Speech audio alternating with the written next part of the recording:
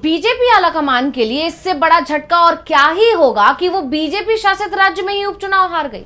हारी भी वो सीट जो उसकी पारंपरिक सीट थी। 1995 से ये सीट बीजेपी के ही पास थी, यानी पिछले 31 सालों से यहां बीजेपी का दबदबा था। और अब ये सीट बीजेपी के हाथ से तब फिसली है जब बांकीपुर सीट पर उपचुनाव इसलिए हुआ क्योंकि नितिन नवीन, जो 7-8 महीने पहले बांकीपुर सीट से जीते थे, वो राज्यसभा सदस्य बन गए थे, पार्टी के राष्ट्रीय अध्यक्ष बन गए थे। और अब जब बांकीपुर से बीजेपी को राष्ट्रीय अध्यक्ष मिला है, तब बीजेपी को वहां पर करारी हार का सामना करना पड़ा है। बांकीपुर सीट पर बीजेपी को हार मिलेगी, इसके संकेत वोटिंग से पहले ही मिलने लगे थे, जब बीजेपी नेताओं के दबाव में नीतीश कुमार का एक कथित वीडियो सामने आया था। कोशिश बीजेपी ने की थी कि नीतीश चुनाव प्रचार के लिए भी बांकीपुर आए, लेकिन नीतीश ने बांकीपुर से दूरी बनाए रखी। और अब जो नतीजे सामने आए हैं, उसके बाद कहा जा रहा है कि नीतीश ने बांकीपुर में बीजेपी के साथ बड़ा खेल कर दिया। और आज हम इसी को लेकर अपनी स्पेशल रिपोर्ट में करेंगे बात कि आखिर क्यों इसके लिए बताया जा रहा है नीतीश कुमार को जिम्मेदार। नमस्कार,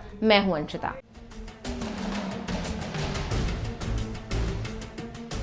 बांकीपुर सीट पर बीजेपी को करारी हार मिली है। जन स्वराज पार्टी के चीफ प्रशांत किशोर ने बीजेपी को 20,000 से ज्यादा वोटों के अंतर से हरा दिया है। पहले ही राउंड से प्रशांत किशोर ने बढ़त बनाना शुरू कर दिया और 20वें राउंड में जैसे ही वो 11,000 वोटों के अंतर से आगे हुए, वैसे ही प्रशांत किशोर के खेमे में जीत का जश्न मनाना शुरू हो गया था, जिसके कई वीडियोस भी सोशल मीडिया पर तैर रहे हैं, आप देख सकते हैं।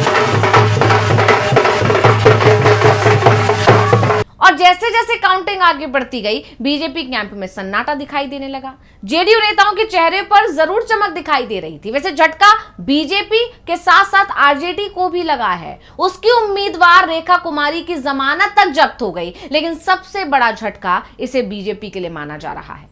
प्रशांत किशोर की इस जीत को पेपर लीक और धर्मेंद्र प्रधान के इस्तीफे से जोड़कर भी देखा जा रहा है, क्योंकि जंतर मंतर के बाद बिहार में पेपर लीक को लेकर छात्रों का सबसे बड़ा आंदोलन देखने को मिला था। पटना में जबरदस्त तरीके से युवाओं ने प्रदर्शन किया था और युवाओं का ये गुस्सा सम्राट चौधरी की सरकार पर भी भारी पड़ गया। तो पहले ये वीडियो देखिए। ये जीत से पहले ही प्रशांत किशोर समर्थकों ने जश्न शुरू कर दिया था।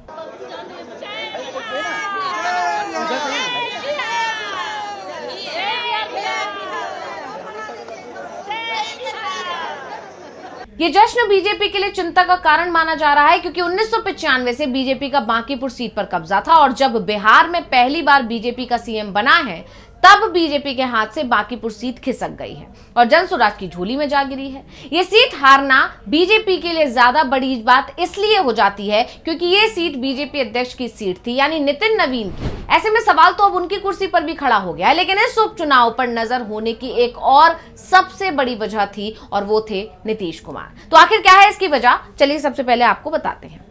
नीतीश कुमार अब बिहार के सीएम नहीं है, उनकी जगह बीजेपी के सम्राट चौधरी सीएम की कुर्सी पर बैठे हैं, यानी इस समय बिहार में बीजेपी का सीएम है।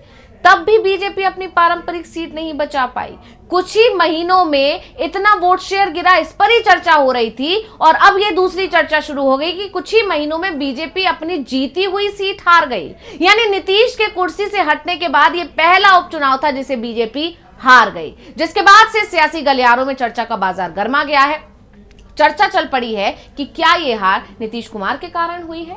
क्या नीतीश ने बीजेपी को यह संकेत दे दिया कि उनसे कुर्सी छीनने का अंजाम बीजेपी को भुगतना पड़ेगा, और इसकी एक झलक उपचुनाव में दिख भी चुकी है। तो अब ये समझते हैं कि क्यों ऐसा कहा जा रहा है कि क्या ये हार नीतीश कुमार के कारण हुई है।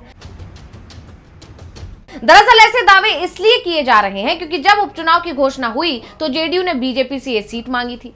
जेडीयू की तरफ से कहा गया था कि नीतीश कुमार ने सीएम पद का त्याग किया है, नीतीश के नाम पर सत्ता मिली, फिर भी सीएम पद उन्होंने बीजेपी को सौंप दिया है, इसलिए बीजेपी को भी थोड़ा सा त्याग करना चाहिए, बांकीपुर सीट जेडीयू के लिए छोड़ देनी चाहिए। लेकिन बीजेपी ने जेडीयू को साफ इनकार कर दिया, जिससे जेडीयू और बीजेपी के बीच बड़ी दरार और गहरी हो गई और नतीजा ये हुआ कि नाराज नीतीश कुमार ने चुप्पी साध ली। हर चुनाव में एक्टिव रहने वाले नीतीश कुमार ने बिहार उपचुनाव से पूरी तरह दूरी बना ली। पूरे चुनाव प्रचार के दौरान नीतीश कहीं दिखाई नहीं दिए, जिसको लेकर भी सवाल उठे।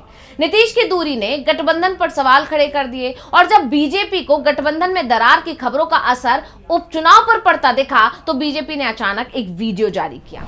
इस वीडियो में नीतीश कुमार जेडीयू समर्थकों और कार्यकर्ताओं से बीजेपी के पक्ष में वोट देने की अपील कर रहे थे। इस वीडियो के बाद बीजेपी को लगा कि इससे काम हो जाएगा, लेकिन बीजेपी की कोशिश पर पानी फेर दिया प्रशांत किशोर ने। उन्होंने दावा कर दिया कि ये वीडियो फेक है, एआई से बनाया गया है। तो एक बार सुन लेते हैं प्रशांत किशोर का वो बयान जिसने बीजेपी के हाथ से उनकी पारंपरिक सीट छीन ली। सुनिए। वीडियो अपील जारी किया है एनडीए ने। वो वीडियो सरासर फेक है, एआई की मदद से बनाया गया है और नीतीश बाबू ने ऐसा कुछ भी बयान नहीं दिया है। तो मैं एनडीए इस भाजपा की हालत ये हो गई है कि पहले 202 विधायकों को लगाया, मंत्री सांसदों को लगाया, पूरा सरकारी तंत्र लगाया और जिस नीतीश कुमार का चेहरा इन लोगों ने बिहार के सभी सरकारी, गैर सरकारी और राजनीतिक पोस्टरों से हटा दिया है, अब हार के डर से नीतीश कुमार की मदद लेने के लिए, नीतीश कुमार के समर्थकों की मदद लेने के लिए कल नीतीश जी का एक वीडियो जारी किया है जो सरासर एक तरीके से हास्यास्पद है। क्योंकि नीतीश जी का जो बयान है, आप उसको जाकर वीडियो को ध्यान से देख लीजिए, वो एआई से डॉक्टर्ड वीडियो है। तो वोटिंग से ठीक एक दिन पहले आए इस वीडियो में उन्होंने चेतावनी तक दे डाली थी कि अगर नीतीश कुमार आगे आकर ये कह दें कि ये वीडियो उनका ही है या वो ये सब बातें दोहरा दें तो वो चुनाव से दूरी बना लेंगे, यानी प्रशांत किशोर चुनाव से दूरी बना लेंगे। ऐसा ऐलान उन्होंने कर दिया था और उनके बयान ने सियासत में भूचाल ला दिया था। बीजेपी की धड़कनें बढ़ने लगी थी तो वहीं सभी की नजरें थी नीतीश कुमार पर। सवाल पूछा जाने लगा कि क्या नीतीश बयान देंगे, लेकिन इस सवाल का जवाब नहीं मिला क्योंकि नीतीश ने कोई बयान दिया ही नहीं। किसी भी तरह से प्रशांत के बयान को खारिज नहीं किया और नीतीश की चुप्पी ने प्रशांत किशोर के बयान पर मोहर का काम किया और इस चुप्पी का असर बांकीपुर नतीजों में साफ दिखाई दिया। हालांकि बांकीपुर सीट बीजेपी हार रही है, उसके कयास तो वोटिंग वाले दिन से ही लगने लगे थे। क्यों लग रहे थे ऐसे कयास, अब आपको ये बताते हैं। 30 जुलाई को जब वोटिंग हुई तो सामने आए वोटिंग प्रतिशत ने बीजेपी को हताश कर दिया था, क्योंकि 2025 के मुकाबले इस बार वोटिंग कम हुई है, वो भी पूरे 7%। इस बार कुल 34.30% वोटिंग हुई, जबकि विधानसभा चुनाव 2025 में बांकीपुर सीट पर 41.39% वोटिंग हुई थी। बांकीपुर विधानसभा 2008 के परिसीमन के बाद अस्तित्व में आई थी। इससे पहले ये पटना पश्चिम विधानसभा हुआ करती थी। बांकीपुर सीट बनने के बाद सबसे पहली बार 2010 में चुनाव हुआ। उस समय 36.82% मतदान हुआ था। साल 2015 के चुनाव में यह आंकड़ा बढ़कर 40.25% तक पहुंच गया। हालांकि 2020 के बिहार विधानसभा चुनाव में बांकीपुर में वोटिंग प्रतिशत फिर से गिर गया। उस समय कोरोना का प्रकोप था, तब भी 35.92% मतदान हुआ था, लेकिन इस बार तो उससे भी नीचे वोटिंग क्लोज हो गई। पिछले यानी 2025 के विधानसभा चुनाव में बांकीपुर सीट पर वोटिंग में तेजी तो आई, लेकिन आंकड़ा 41.1% पर जाकर अटक गया और अब उपचुनाव में ये फिर से गिरकर 35% से नीचे चला गया है, जो कि अब तक का सबसे कम वोटिंग प्रतिशत है। तो नीतीश के सीएम की कुर्सी से हटने के बाद वोट प्रतिशत में हुई कमी ने संकेत दे दिया कि बीजेपी के लिए ये सीट बचाना मुश्किल ही नहीं, नामुमकिन है। वहीं दूसरी तरफ नीतीश की चुप्पी ने भी इस बात का इशारा दे दिया था कि वो बीजेपी के साथ नहीं है, जिससे गठबंधन में पड़ी दरार सबके सामने आ गई और उसी का असर है कि बीजेपी को बिहार में इतनी जबरदस्त हार का सामना करना पड़ा और यह बीजेपी के लिए बहुत बड़ा झटका है। यह संकेत है कि बिना नीतीश के बीजेपी एक उपचुनाव तक नहीं जीत सकती। तो अब क्या करेगी बीजेपी, इस पर सभी की निगाहें हैं। स्पेशल रिपोर्ट आपको कैसी लगी, हमें कमेंट करके अपनी राय जरूर दीजिएगा। इसी के साथ मुझे दीजिए इजाजत। देखते रहिए डीवी लाइव। नमस्कार।